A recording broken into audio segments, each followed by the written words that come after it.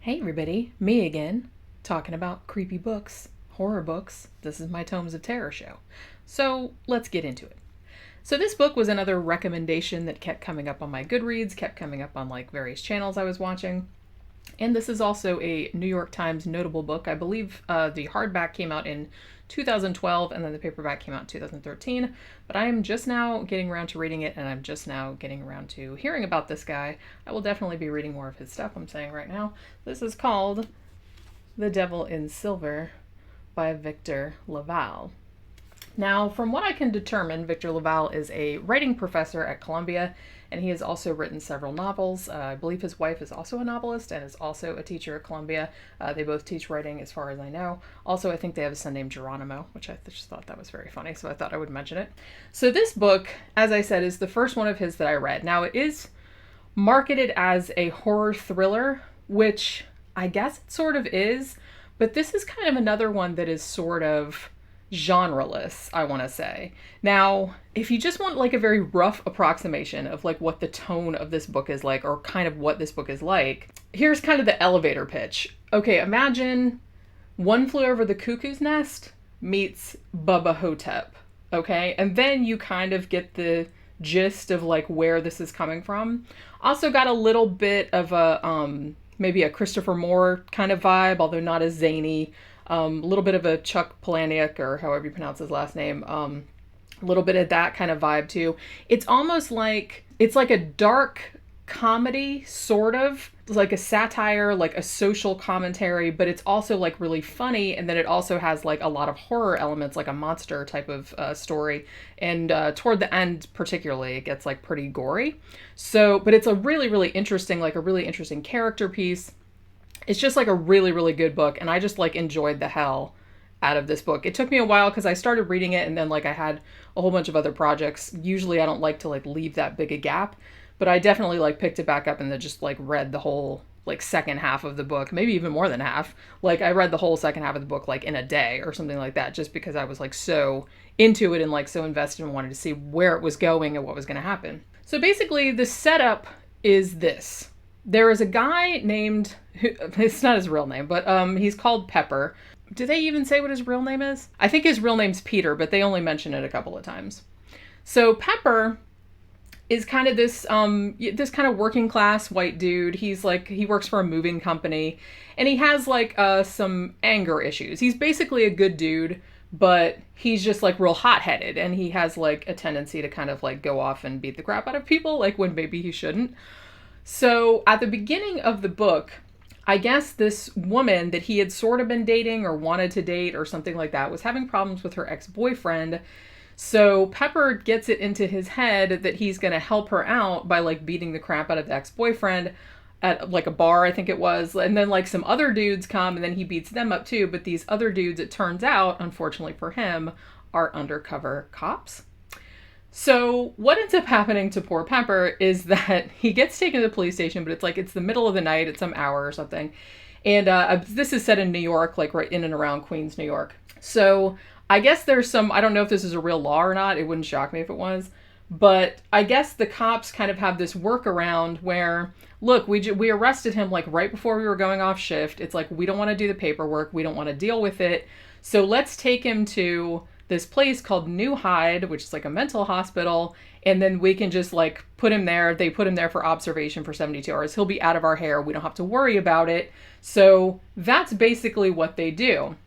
So Pepper gets taken to this mental hospital, and the scary thing that happens is that, and he's not crazy. I mean, the whole thing is pretty much, it's in like the third person. And every now and then it kind of like dips into other people's like thoughts and perceptions as well. But for pretty much the whole book, you're with Pepper and you're seeing things through his perspective. Although it does, occasionally go into other people's perspective as well. But the cool thing about Pepper is just he's a very, even though he does like some monumentally stupid things and things you're just sitting there going, oh man, it's like you're going to get in so much trouble. But he's such a likable, like, big galoot type of guy that you just can't help but sort of be like, he just seems like that type of dude. He's just like this likable schlub kind of. And he's kind of like a big dude, but, like a big dumb guy kind of. So he gets taken there. He goes to the intake with the doctor and everything. And then like the doctor is like, well, you know, the law says that you have to be here for 72 hours of observation. And if we determine that you need some kind of help that we can provide you, then you will be essentially incarcerated here until, you know, we deem you fit to like release you. Now, he kind of like starts arguing and fighting and stuff like that because that's kind of his nature. He's very, you know, rebellious. He doesn't like to be told what to do. But it ends up that because he's being such a problem, they essentially drug him. And by the time he wakes up, the 72-hour time period has passed. And now he's essentially a patient at this mental hospital. And he doesn't really have a lot of way of getting out. Like, he doesn't really have much family on the outside, or he's kind of estranged from them. He doesn't have any money. It's like they kind of took all his stuff. So he's kind of hosed, you know, basically. So as it goes on, he starts to meet some of the other people in the mental hospital. And I think that's kind of like one of the strengths of this book is like all the characters are, because pretty much the entire thing, as far as I realize, the entire thing is set in this mental hospital. So, and it's kind of a long book. It's like 400 something pages. So you almost feel like you're trapped there with him, or like incarcerated in there, like with these people, which I think is like really, really effective because you don't get to see anything else. You don't get to see anything outside of what is going on. It's just very, very insular, and they're all kind of like trapped here.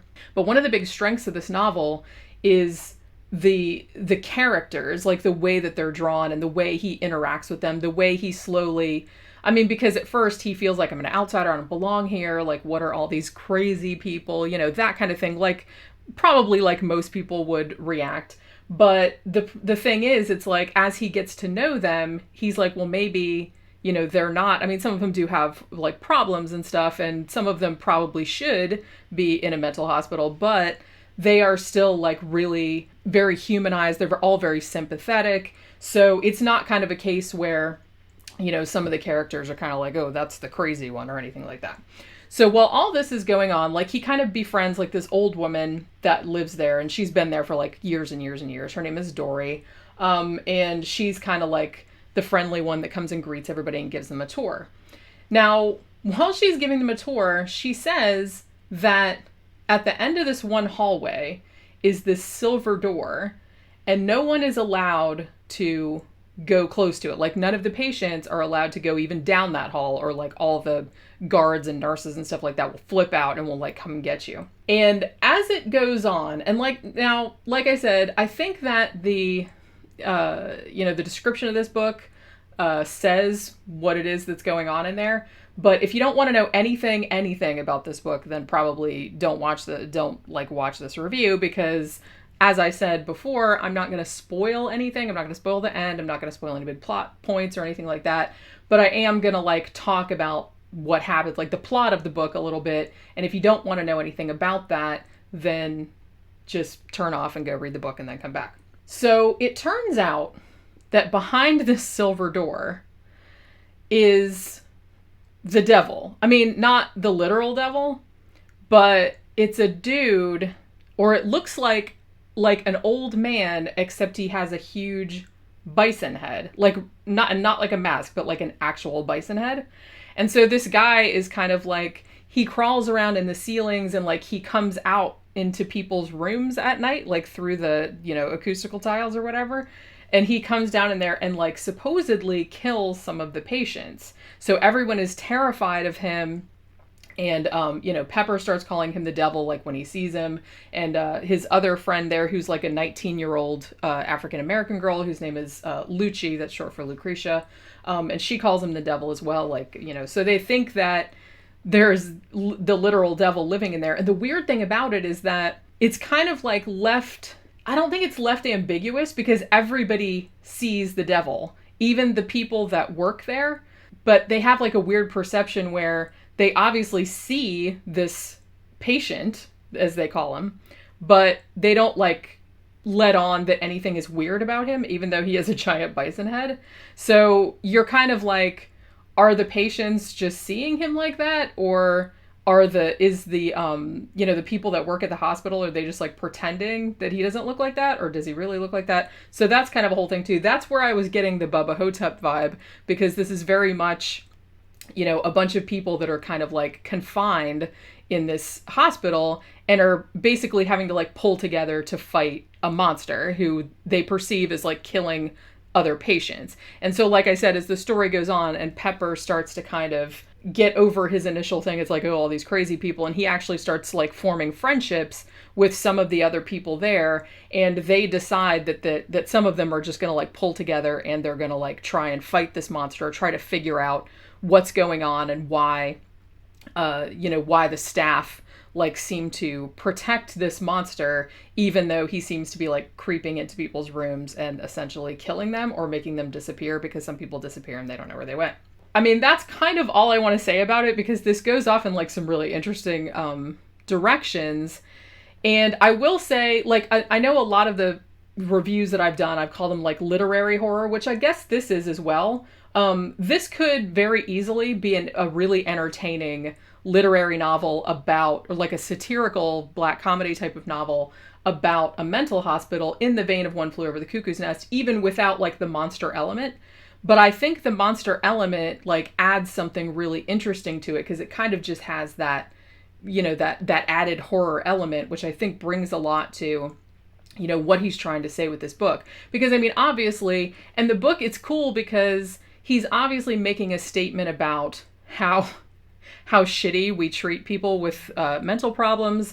He's also making kind of a lot of statements about it. It's almost kind of like Kafka-esque, or almost kind of like a Terry Gilliam movie, where he's talking about, these institutions that are like these big massive institutions that only work for, that seem to us like, it seems like this, impenetrable bureaucracy, but it works for people at the top, so they just keep it working, but it doesn't work for anybody else. So he's obviously making a lot of statements about that, because, he talks about this mental hospital and how they just kind of throw people to forget about them. And then, the way that it operates is just so stupid and like so backwards. Like the computer they have is like from, even though I'm pretty sure this is set in the modern day because everyone has cell phones and everything, but the computer that they have is like some old thing from like the 80s or some shit like that. And it has like this program on it that, isn't even for like what they're supposed to be using it for. And none of the staff can figure out how to use it. And they're all just like really frustrated. And they just have these big things, just big piles of like, files and stuff that they're supposed to be inputting, but they can't figure out how to do it because it doesn't work right. So there's kind of a lot of that going on. So it's almost like an absurdist kind of condemnation of like this bureaucratic, red tape of like all these people get put in this hospital and like they never get out. And it's like, no one cares if they disappear and all this other kind of stuff. So there's a lot of that in there, but it's not heavy handed. This is a really, really entertaining novel. I mean, it's really entertaining. Just the way it's written, it's so funny. It's like all the characters are just so lovable. You know what I mean? This is a very humanistic novel in the sense that, you really feel, empathy toward all these people who, like I said, some of them have some kind of severe like mental problems and everything, but he doesn't ever paint any of them as other. He just, even the ones that are like more unlikable, like there's an old guy in there named Mr. Mack who's kind of like an unlikable dude, and like everyone else in the hospital is kind of like, oh, this asshole, you know what I mean? But even he is still kind of likable in his way.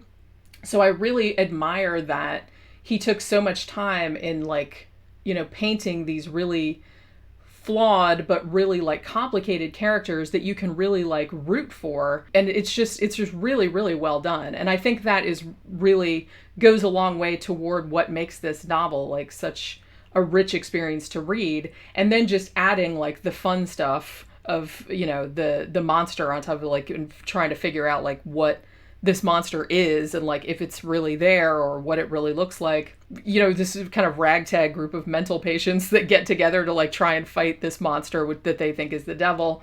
I mean, I had a really good time reading this, and I'll definitely be seeking out some more of his stuff in the future. Now, I think, as I said, this came out in 2012 initially. I will say I really like, because I saw the person that reviewed it, I saw the hardback cover, and I was like, Okay, like after I read the book, I was like, I don't understand like why that hardcover looks the way it does.